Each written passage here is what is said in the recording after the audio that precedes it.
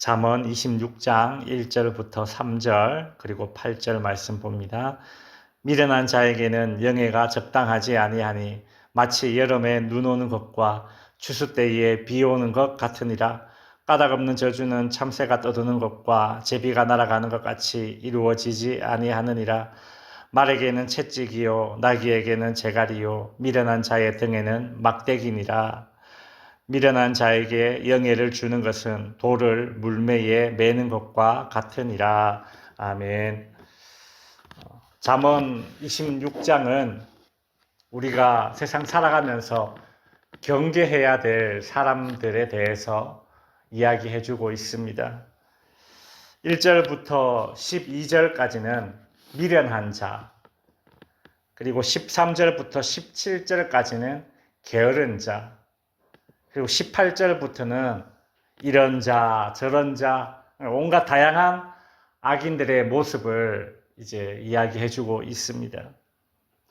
먼저 1절과 8절에 보시면 미련한 자를 언급하면서 이 미련한 자와 어울리지 않는 것을 이야기하는데요. 1절에 보시면 미련한 자에게는 영예가 적당하지 아니하다. 8절에도 보시면 미련한 자에게 영예를 주는 것은 돌을 물매에 매는 것과 같다라고 합니다. 여기서 미련한 자라는 것은 단순히 어떤 지능이 떨어지거나 하는 그런 사람을 가리키는 것이 아닙니다.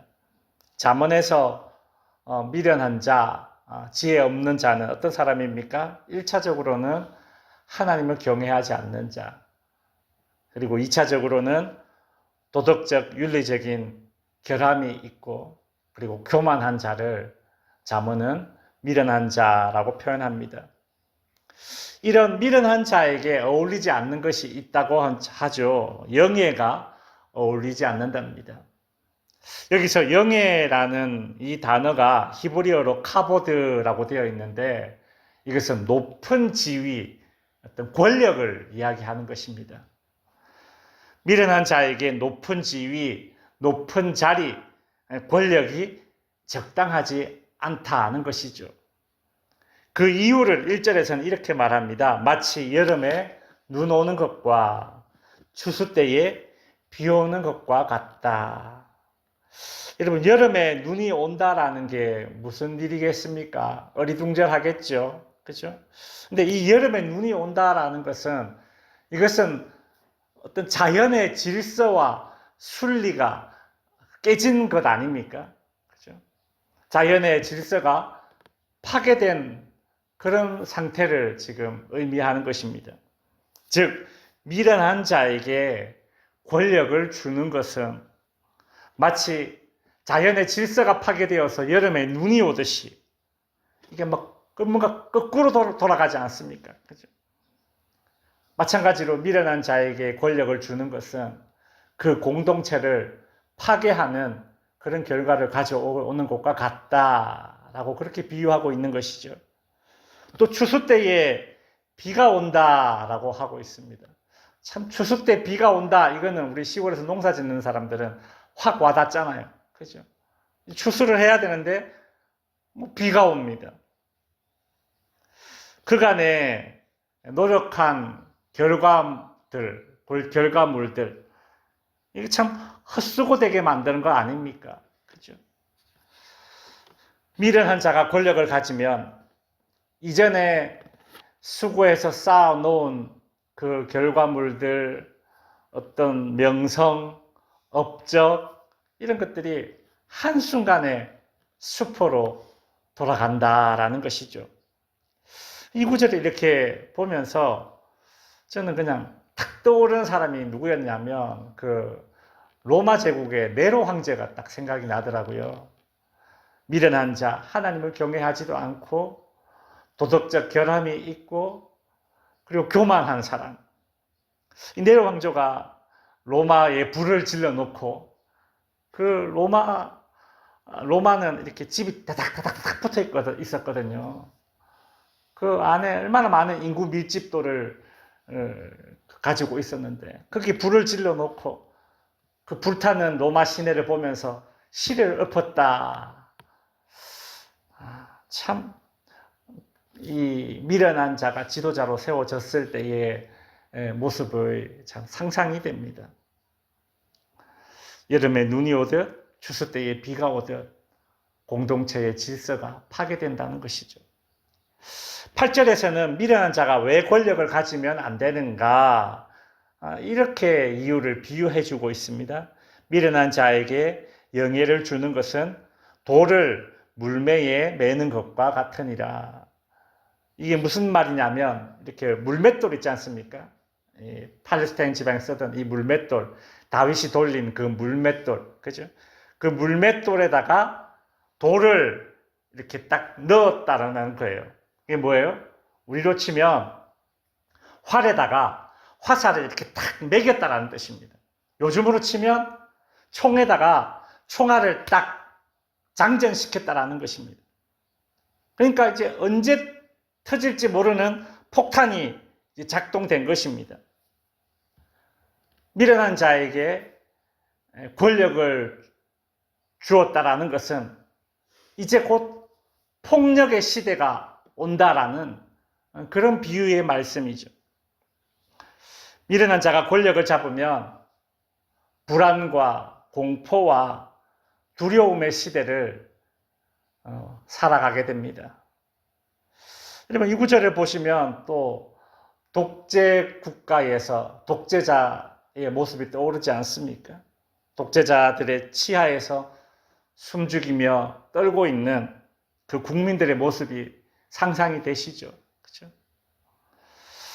솔로몬은 이처럼 미련한 자에게 영예, 즉 높은 자리, 권력을 주어서는 안 되며, 이런 미련한 자에게 어울리는 것을 이렇게 이야기합니다. 3절에 보면 말에게는 채찍이요 나귀에게는 재갈이요 미련한 자의 등에는 막대기니라.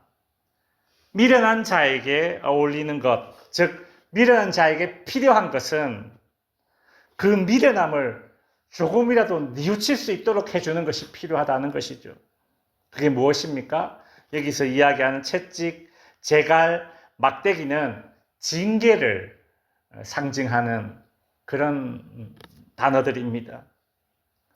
그러니까 어떤 사람에게는 뭐 돌려서 말하거나 뭐 비유로 이렇게 가르치려 하거나, 아니면 뭐 칭찬으로 애써 이렇게 칭찬해주면서 변화시키려 한다거나, 그런 방법들이 안 통하는 사람도 있다라는 거예요. 그런 것은 들을 귀가 있는 자들에게 통하는 방법입니다. 미련한 자에게는 이게 통하지 않죠. TV에 그 강형욱이라는 그 개조련사 아시죠? 그분이 이제 TV에 나와서 그 문제견들 이렇게 교화시키는 그런 프로그램이 있지 않습니까? 이렇게 보면 그 패턴이 있어요. 제가 이렇게 보면. 먼저 이 강형욱 개조련사는 그 문제견들을 이렇게 관찰을 합니다. 그리고 두 가지 방법으로 나누어서 개를 이렇게 교화를 시키려고 해요. 제일 먼저는 그 개의 상태가 어떤 뭐 간식이나 산책이나 뭐 칭찬이나 어떤 요 정도 수준으로 교화될 수 있는 개인지 아닌지를 먼저 이렇게 분별을 합니다. 그리고 그게 될 만한 개라면 그렇게 훈련을 해요. 근데 그게 안 될 만한 개라면 어떻게 하느냐? 막 힘으로 그 개의 버릇을 이렇게 처음에 탁 이렇게 기선제압을 딱 하더라고요. 이렇게 막 주인을 막 무는 개들 있잖아요. 그런 개들을 보면 그 강형욱 씨는 개라고 부르지 않고 늑대 이렇게 표현하더라고요. 근데 그런 개들 보면 참 미련해 보입니다. 끝까지 미련하게 고집을 부립니다. 막 오줌을 줄줄 흘리면서 심지어 자기 분을 자기가 못 이겨서 자기 혓바닥을 자기가 깨물어요. 그 피를 막 흘립니다. 그래도 고집을 부려요. 미련한 개들이죠. 그런 미련한 개들은 다 그렇게 힘으로 딱 이렇게 징계를 하니까 이 개가 이렇게 자기보다 서열이 높은 그런 걸 인정을 하고 그때부터 훈련에 가능한 상태가 되더라고요. 그런 거죠. 미련한 자에게는 징계가 어울린다라는 것이 그런 것입니다. 이제 말씀을 마칩니다. 오늘은 미련한 자에게 권력을 주어서는 안 된다라는 그런 교훈을 살펴보았습니다. 미련한 자가 권력을 잡으면 공동체의 질서가 파괴되고, 미련한 자가 권력을 잡으면 그 공동체가 그간에 이루어 놓았던 그 명성과 업적을 갉아먹게 됩니다. 미련한 자가 권력을 잡으면 힘없는 시민들은 공포에 두려움에 휩싸이게 됩니다. 한국 교회와 성도들은 하나님의 지혜와 성령이 주시는 분별력을 가지고 이런 지도자들이 나라의 지도자들, 공동체의 지도자들이 되지 않도록 우리가 먼저 그들을 분별해내는 그런 시금석의 역할을 할 수 있는 성도와 교회들이 되어야 할 줄로 믿습니다. 기도하겠습니다.